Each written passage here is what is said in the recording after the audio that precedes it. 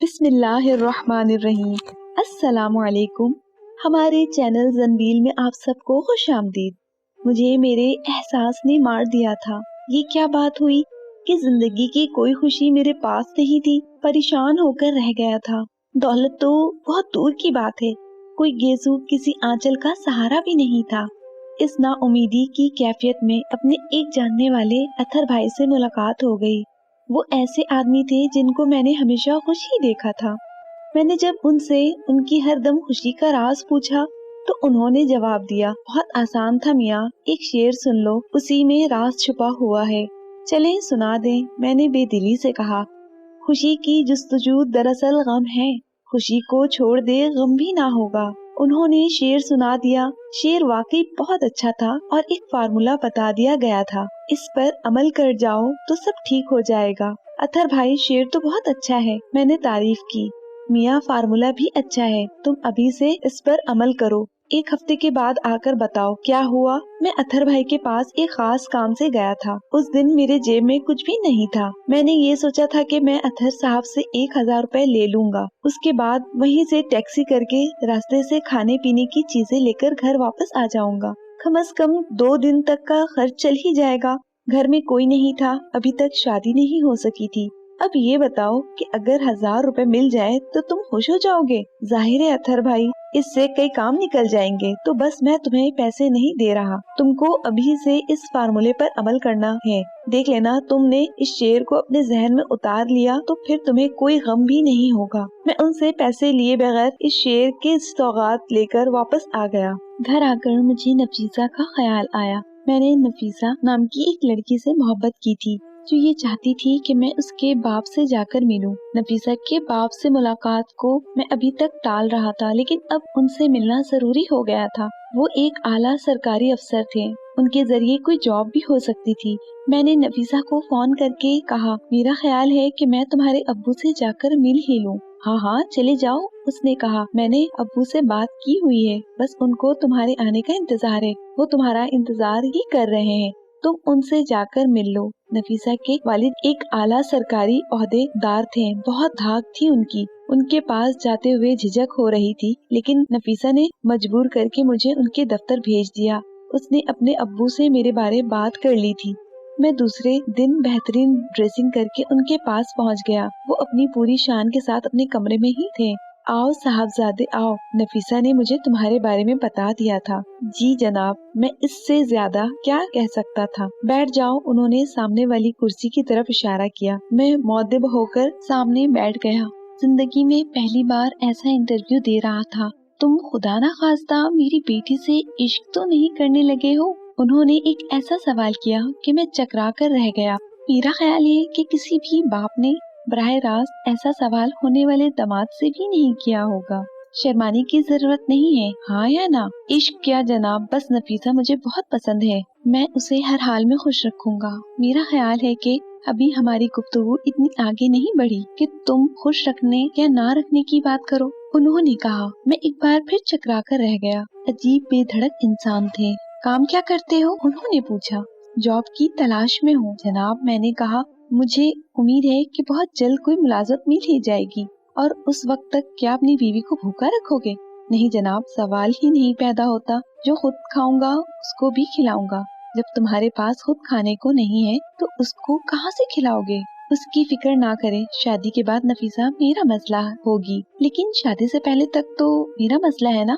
اور میرا مسئلہ یہ ہے کہ میں تم جیسے ناکارہ انسان سے اپنی بیٹی کی شادی نہیں کر سکتا۔ نفیسہ میرے لیے سب کچھ تھی، زندگی میں اب تک سوائے محرومیوں کے اور کیا ملا تھا؟ کوئی خوشی نہیں، اب وہ بھی ہاتھ سے چلی گئی تھی۔ دل چاہا کہ در و دیوار سے لپٹ لپٹ کر آنسو بہاؤں، اور اسی وقت اطہر بھائی کا شعر یاد آ گیا، خوشی کی جستجو دراصل غم ہے، خوشی کو چھوڑ دے غم بھی نہ ہوگا۔ کلیجے میں ٹھنڈک سی پڑ گئی۔ نفیسہ نہیں ملتی نہ صحیح، اور بھی غم ہے زمانے میں، محبت کے سوا میں کیوں ایک روگ پال کر بیٹھ جاؤں؟ خوشی کو چھوڑ دے، اور میں نے خوشی کو چھوڑ دیا۔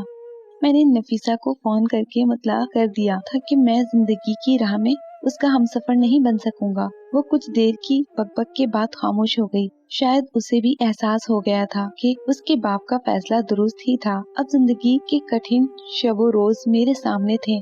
घर में खाने को भी कुछ नहीं था। मैं अभी भी अपना खाना खुद ही बना लिया करता था, वरना आमतौर पर सामने वाले होटल से जाकर खा लेता था। मैं मोहल्ले की दुकान पर पहुंच गया। दुकानदार मुझे देखकर खुश हो गया था। शायद उसे ख्याल आया हो कि मैं उसका पिछला कर्जा अदा करने आया हूँ। तनवीर भाई, चाय तो चलेगी ना? उसने पूछा। बस 2 मिनट में आ जाएगी। नहीं भाई, मुझे इस वक्त चाय की जरूरत नहीं। मैंने कहा, मुझे तो बस 2 किलो आटा, 1 किलो चीनी, खाने का तेल दे दो। अभी लो, पिछला हिसाब तो लेकर आए हो ना? नहीं भाई, मैं तो ये भी उधार लेकर जाऊंगा। अचानक वो भड़क उठा। उसकी खुशी अखलाकी खत्म हो गई। रहने दो भाई, कमाल है, पिछला कर्जा अदा नहीं किया और चले आ रहे हैं उधार लेने। अब क्या इस मोहल्ले में बेवकूफ बनाने को एक मैं ही रह गया हूँ? जाओ भाई, कोई और दुकान ढूंढो। उसकी बकबक सुनकर बहुत दुख हुआ। सोचा था कि सामान मिल जाएगा तो 2-4 वक्तों के खाने एक साथ बनाकर रख लूंगा। अचानक एक बार फिर अतर भाई का शेर याद आ गया। खुशी की जुस्तजू दरअसल गम है, खुशी को छोड़ दे गम भी ना होगा। मैंने खुशी छोड़ दी और कुछ लिए बगैर ही वापस आ गया। हशाश बशाश, कोई गम नहीं था, दिल पर कोई बोझ नहीं था। घर के दरवाजे पर ही नियाजी साहब खड़े हुए दिखाई दे गए। नियाजी साहब अपनी नौयत के एक कमाल इंसान हैं, बहुत खुश इखलाक और बहुत ही शाखर्ज। उन्होंने हमेशा मेरी मदद की है। उनको देखकर ऐसा लगा कि खुदा ने इस वक्त फरिश्ता भेज दिया है। मुझे याद है कि नियाजी साहब ने मेरा किस किस मौके पर साथ दिया था। जिस क्वार्टर में रह रहा हूँ उसका एडवांस भी नियाज साहब ने दिया था। मैं उनसे जाकर लिपट गया। भाई, अचानक कैसे आ गए? मैंने पूछा। वो बस तनवीर साहब, तुम्हारी याद आई तो तुमसे मिलने चला आया। उन्होंने कहा, अरे ये तो मेरी खुशनसीबी है, आए अंदर आए। हम अंदर आकर बैठ गए। मैंने महसूस किया कि नियाजी साहब कुछ उलझे हुए थे। घर में इतना चाय का सामान था कि 2-4 कप चाय बन सकती थी। मैंने उन्हें चाय लाकर दी। कुछ देर के बाद उन्होंने कहा, तनवीर साहब, मैं एक अजीब कश्मकश में हूँ। खैरियत तो है? क्या हुआ है? मैंने पूछा। बज़ाहिर खैरियत है, लेकिन अपने वजूद में एक हलचल मची हुई है। कैसी हलचल भाई? बात ये है कि मैं लोगों का साथ देता रहा हूँ, आज भी इस इरादे से घर से निकला हूँ, लेकिन एक अजीब बात है। वो क्या? मेरा दिल धड़कने लगा। बात ये है कि किसी की मदद या किसी के काम आ जाना मेरी खुशी रही है। मैं एहसान तो नहीं कहता, क्यों न कि इसमें मेरी खुशी है, लेकिन हुआ ये कि जिनको मैंने अपने तौर पर खुशियाँ दी, उन्होंने गम दिए। एक कॉल है कि जिस पर एहसान करो उसके शर से बचो। मैं खुशी की जुस्तजू में रहता था और ऐसी खुशी मुझे किसी के काम आकर ही मिलती थी। आज भी घर से 50,000 लेकर निकला हूँ। अरे नियाजी साहब, ये तो आपकी बड़ाई की दलील है, वरना इस जमाने में कौन किसी का साथ देता है। उन्होंने बातों बातों में मुझे एक शेर सुना दिया। वाह, ये तो अच्छी बात हुई। वैसे वो शेर क्या था?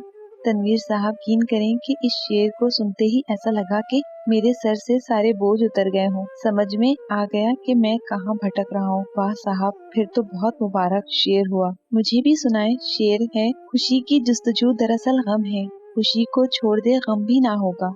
एक बार फिर वो लानती शेर मेरे सामने आ गया था। एक बात मैं आपसे कहने आया हूँ, नियाजी साहब ने कहा। हो सकता है कि मैंने अब तक आपका साथ दिया हो, लेकिन अब मैं कुछ नहीं कर सकूंगा, क्यों न कि इस शेर का मफहूम समझ में आ गया है। अरे नियाजी साहब, मैं बौखला कर बोला। लानत भेजे ऐसे शेर पर, आप तो नेकी किए जाए। नहीं तनवीर साहब, अब इस किस्म की कोई नेकी मैं नहीं कर सकूंगा। इस इनकलाबी शेर ने मेरी सोच बदल दी है। मैं यही कहने हाजिर हुआ था। दिल चाहा कि या तो अपना गला घोट लूं या इस शेर को जहर दे दूं। जिसने भी शेर कहा होगा। नियाजी साहब कुछ देर बैठकर इस शेर पर लेक्चर देकर रवाना हो गए और मैं अपने खाली पेट पर हाथ फेरता रह गया। खैर, वो दिन तो किसी न किसी तरह गुजार लिया। शाम को भूख ने जब बेताब किया तो मैं अपनी खाला के पास चला गया। वो भी इसी शहर में और मेरे घर से कुछ फासले पर रहती थी। वो कबाब बहुत अच्छे बनाती थी। उनके कबाब खाकर लुत्फ आ जाता था। खाला मुझे देखते ही खुश हो गई। अरे बेटा, तू बिल्कुल सही वक्त पर आया है, मैंने तेरी पसंद के कबाब बनाए हैं।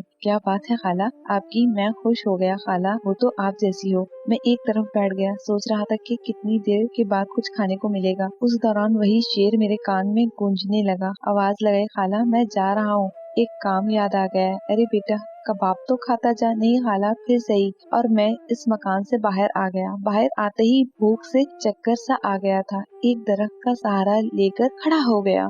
उस वक्त किसी ने मुझे आवाज दी, अरे तनवीर साहब कहाँ खड़े हैं, कैसे हैं असलम साहब? मैंने पूछा क्या बताऊं, दिल में कैसी हलचल मची हुई है, खैरियत तो है ना, क्या हुआ है? मौसूफ शायर भी थे मेरे पास आकर बोले, खुदा की कसम इस वक्त कुछ और मांग लेता तो शायद वो भी मिल जाता। कबूलियत की घड़ी थी लेकिन मैंने आपको मांगा और आप मिल गए। एक बहुत जबरदस्त गजल एक मुशायरे में पढ़नी है, लेकिन मेरा ये दस्तूर है कि मुशायरे से पहले मैं अपने किसी दोस्त को सुनाकर दाद ले लेता हूँ ताकि कुछ खराब हो गया हो तो वो इस्लाह कर दे। अरे साहब मैं इस काबिल कहाँ हूँ? मैं घबरा कर बोला, ये क्या बात कर दी, आप जैसा बाज़ौक और कहाँ मिलेगा, चले सामने वाले होटल में बैठ जाते हैं, आप भी कहेंगे कि किस मुश्किल जमीन में गजल कही है, चले। उन्होंने मेरा हाथ थाम लिया। अब मैं जा भी नहीं सकता था, वो मुझे अपने साथ होटल में ले आए। उन्होंने 2 चाय ऑर्डर के साथ कुछ बिस्किट्स भी मंगवा लिए। उस वक्त मेरे पेट को कुछ सहारे की शदीद जरूरत भी थी। बिस्किट सामने आया और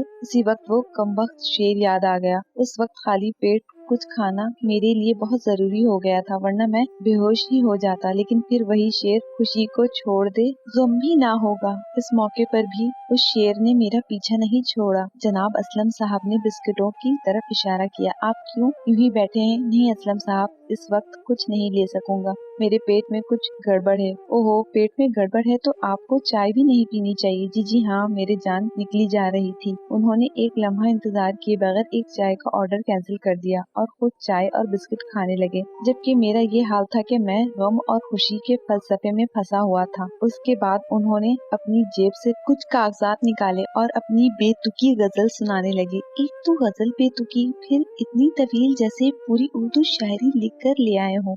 मैं कुछ देर तो बहुत हौसले से सुनता रहा, फिर आंखों के आगे अंधेरा छाने लगा और मैं बेहोश होकर लुढ़क गया। असलम साहब मुझे पुकार रहे थे, कुछ और आवाजें भी थीं। मेरे मुंह पर पानी की छींटे दिए जा रहे थे, लेकिन मुझे होश नहीं था। ना जाने कितनी देर बाद होश आया होगा। मैं एक बिस्तर पर लेटा था। मेरे बिस्तर के आसपास कुछ और बिस्तर भी थे जिन पर मरीज लेटे हुए थे। मुझे होश में देखकर एक मेहरबान सूरत की नर्स मेरे पास आ गई। अब कैसी तबीयत है? उसने पूछा। कौन लाया है मुझे? तुम कहीं बेहोश हो गए थे, लोग उठाकर लाए हैं। कमजोरी की वजह से ये हाल हो गया। डॉक्टर साहब का भी ये ख्याल था। तुम अब ठीक हो तो जा सकते हो, लेकिन किस कमबख्त का दिल था कि वहाँ से जाए, इसलिए वहीं पड़ा सोचता रहा कि इस तरह कैसे गुजर बसर होगी। अच्छा था कि गांव में ही रहता, अब्बा की बात मान लेता और आंसा से शादी कर लेता। क्या हुआ जो वो मैट्रिक पास थी, अभी भी कुछ न बिगड़ा था। इसलिए अस्पताल से निकलकर सीधा 5 साल बाद घर पहुंचा और अब्बा के कदमों में सर रख दिया। जवान बेटे को सीने से लगाने में देर उन्होंने भी नहीं की थी। अभी तो खड़ी टैक्सी का किराया भी अदा करना था और अम्मी के हाथ का बना खाना मेज पर मुंतजिर था। क्या है ना, खाली शेर कहने और सुनने से पेट नहीं भरता। अब घर में सबके साथ सुकून से रहूंगा और अब्बा के साथ जमीनों पर जाया करूंगा। जवानी में जॉब करने और खुद से अपने पाँव पर खड़ा होने का जुनून भी खत्म हो गया और दोस्तों की मुसीबत में दोस्ती भी देख ली। आपको अगर ये कहानियाँ अच्छी लगी हैं तो इस वीडियो को लाइक कीजिए और इसी तरह की मजीद कहानियाँ सुनने के लिए हमारे चैनल को जरूर सब्सक्राइब कीजिए। कहानी सुनने का शुक्रिया।